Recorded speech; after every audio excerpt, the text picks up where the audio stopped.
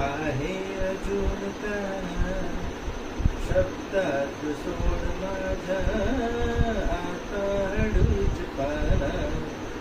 आई तुझ्या पुढेही माझी व्यथा कशाला, जेव्हा तुझ्यामुळे ह्या जन्मास अर्थ आला. मी पाय धूळ घेतो जेव्हा तुझी जराशी, माझी ललाट रेषा बनते प्रयाग काशी. आई तुझी अशी मी गाईन रोज गाणी,